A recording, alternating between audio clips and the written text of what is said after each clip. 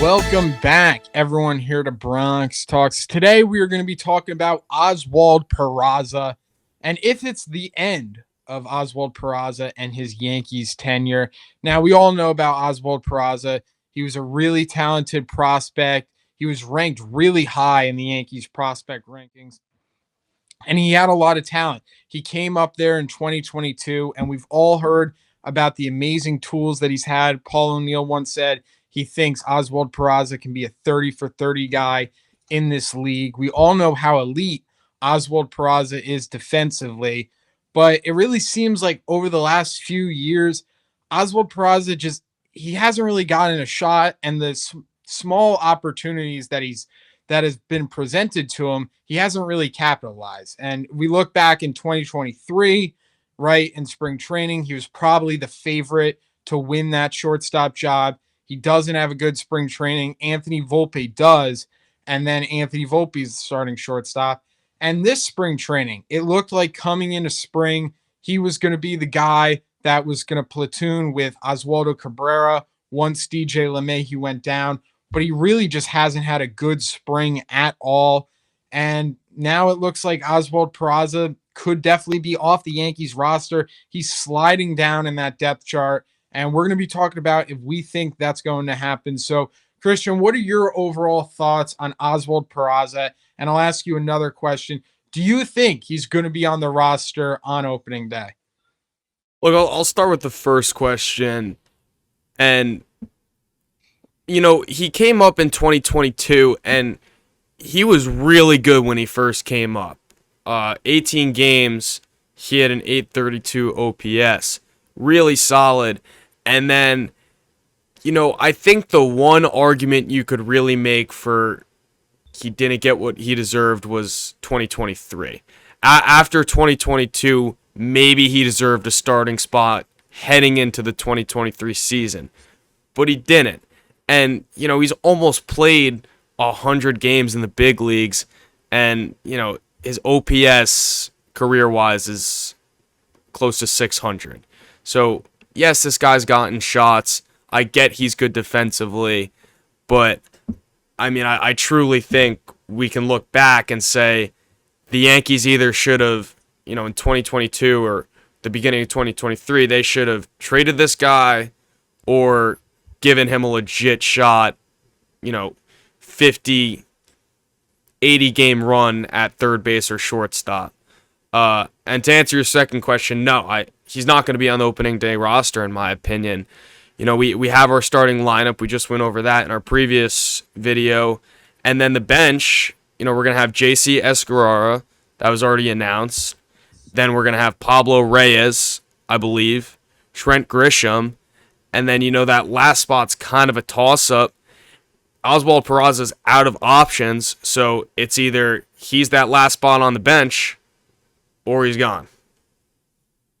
Yeah, the Yankees might just roll into the season with 3 guys on the bench, keep that spot open for an extra pitcher. But we know the Yankees are aggressive right now. They're trying to go out there and get another right-handed bat.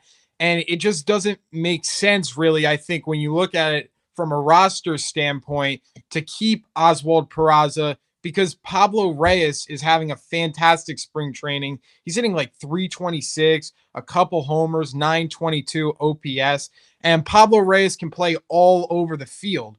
So Oswald Peraza does provide you some versatility, right? He can play third, short, and second, but Reyes can play the outfield as well. So you're really carrying 2 similar players with one that could provide you more versatility in the field, and a player who's having a much better offensive spring training than Oswald Peraza is.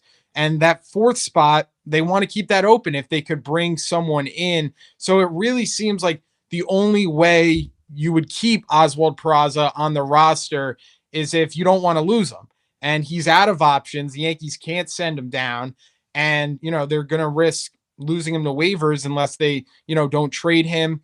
They could DFA him as well. That could give him some time to figure things out. But I don't know ultimately what the Yankees are going to do. I do think, though, I'd have to agree with you, Christian. I do think the Yankees are going to let Oswald Peraza go. I think they want to keep that bench spot open, see if they could pull off a deal.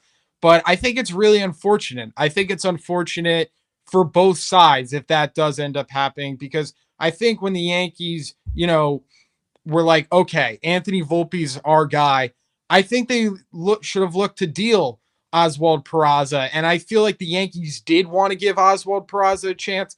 I think they were really high on him. I mean, his glove is exceptional, but I think they just never really had the opportunity to do so. And time just went on and time just went on. And now here we are, and there's not much more the Yankees could do. He's out of options. And look, the Yankees probably aren't going to be able to retain him. Once he goes through waivers, he's going to get picked up. He's surely going to get picked up. He's 24 years old. His glove alone can keep him in the major leagues. He's, as we know, he's an exceptional defender, and he's very, very young. So I certainly a team will pick him up.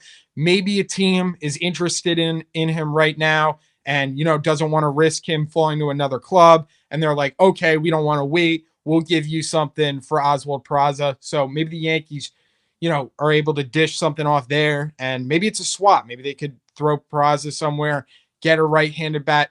Who knows what's going to happen? I think it's unfortunate, though, and I don't think Oswald Peraza is going to be on the Yankees opening day roster. And if he is, I wish him best of luck, because he's still very, very young and has a lot left in his career. Yeah, I really think the one critique I would have on the whole situation is he just should have been shipped off earlier. And, I know there was talks with the Marlins. He was involved in some of those trade talks. But look, they made their decision. They went with Anthony Volpe. As soon as they made that decision, I think they should have tried to ship him off. Even if you're getting slightly less value, it just doesn't make sense to have, a young, talented shortstop just sitting in AAA and getting occasional reps in the big leagues. So, I mean, that would really be my one critique, but a weird situation. And, yeah, I do think this could be the end of Oswald Peraza.